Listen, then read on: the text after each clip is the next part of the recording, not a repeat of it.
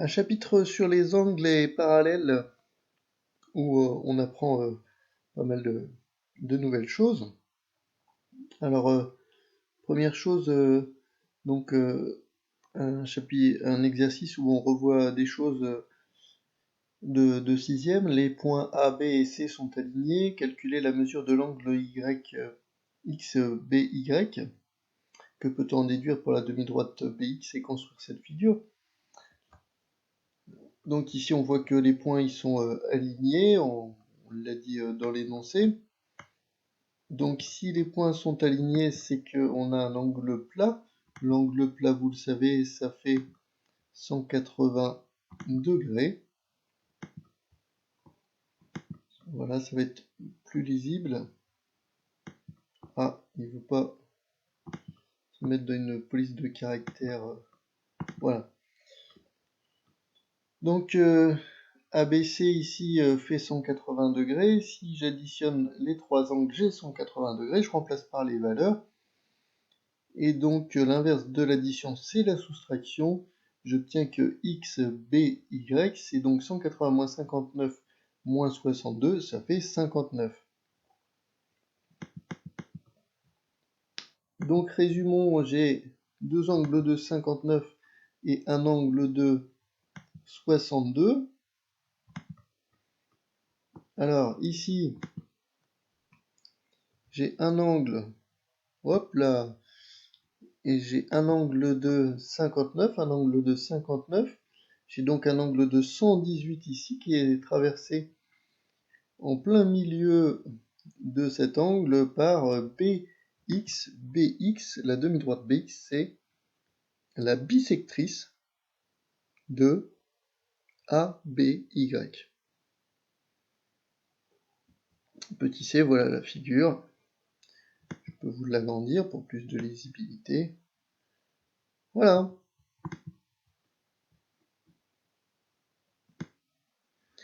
Alors le vocabulaire, les angles alternes internes. On dit les alternes internes pour faire la liaison exagérée. Comme ça, on voit le Z, les alternes internes. Le Z qui se dessine ici.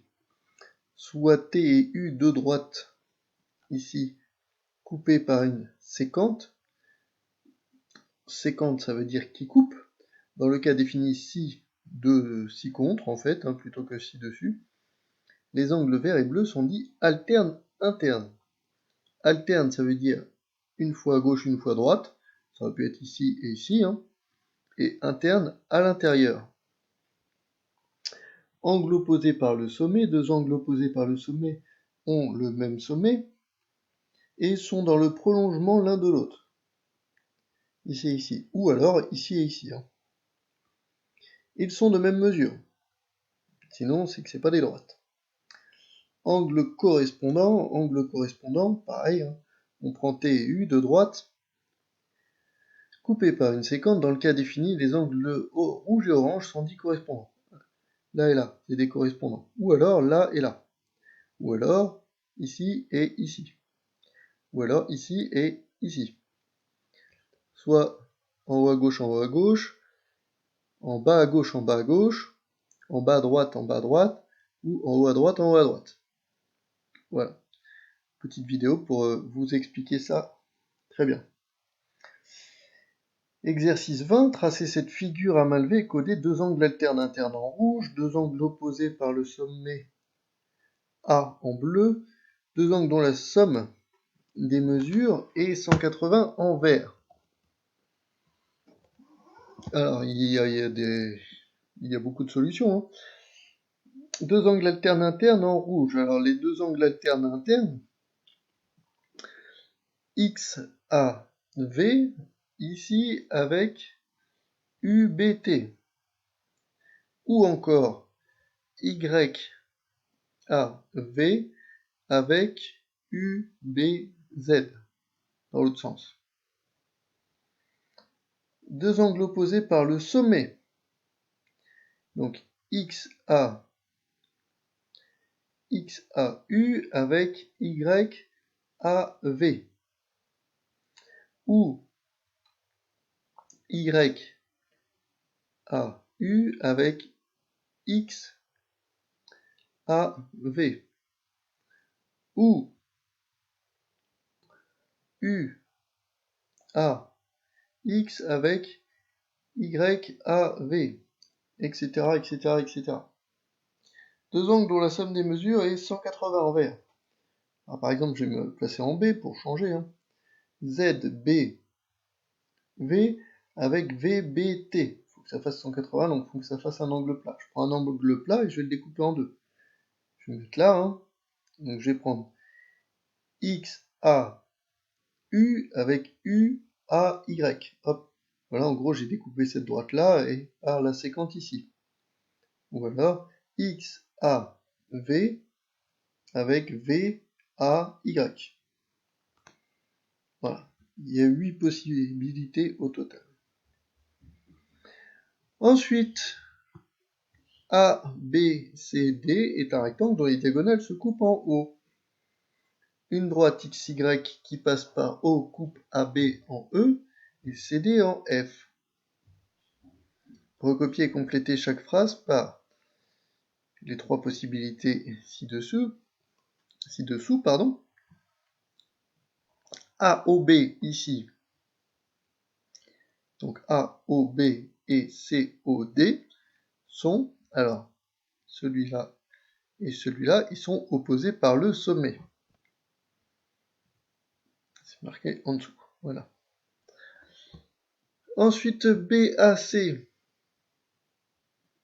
et ACD, donc j'ai mes deux droites ici qui sont coupées par la séquente, hop, et hop, c'est des alternes internes. Ensuite, ABD et BDC, donc ABD, BDC sont alternes internes, même chose, mais dans l'autre sens. Petit d, X, EB et O, EA. Alors, X, EB et O, EA, ici, ces deux-là, ils sont opposés par le sommet. ABD, ici, et CBD. Donc ça forme l'angle droit ici, ils ont 90 degrés pour somme de leurs mesures. On dit qu'ils sont complémentaires, mais c'est un terme qui a disparu du programme de 5e. Et enfin, BEF et DFO, ici, donc celui-ci et celui-ci, ils sont alternes internes. Donc, parallèle et séquente, ici, c'est le cas particulier des angles alternes internes, mais c'est ce qui nous intéresse, parce que si, dans le cas des angles alternes internes, si deux droites parallèles sont coupées par une séquente, alors les angles alternes internes et les angles correspondants qu'elles forment sont égaux. En effet, regardez bien, je vais agrandir cette figure. Vous voyez, là, j'ai l'angle BGE, ici, et l'angle DHC. Ils sont alternes internes. Mes droites sont parallèles, donc les angles alternes, mes droites sont parallèles, mes droites AB et CF sont parallèles, donc mes angles alternes internes sont égaux. Mes droites sont parallèles, donc les angles DGA et DHC, les angles correspondants, sont égaux. Donc les angles correspondants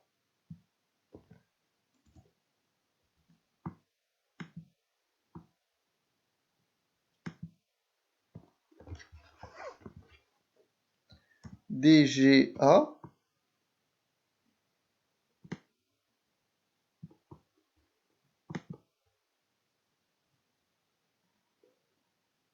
l'accentuation se tarde à venir.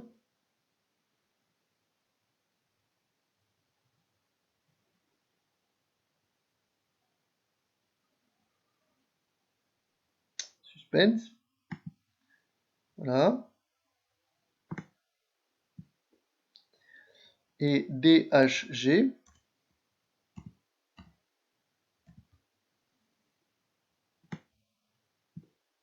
C'est pas le moment de se tromper, ça met tellement de temps.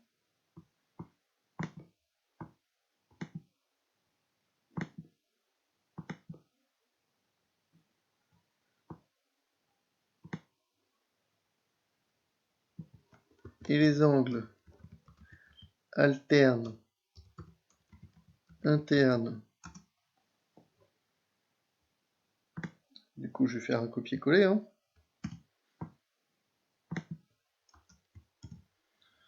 Donc, alors, sauf que c'est pas DGA, c'est BGE.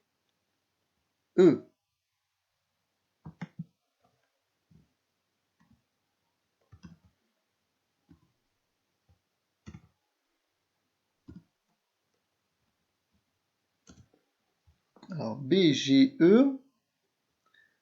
et DH. Alors, c'est DHC.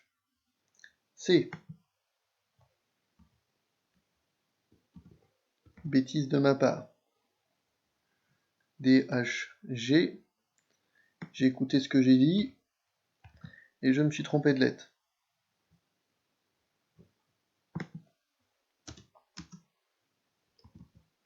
Puisque les droites AB et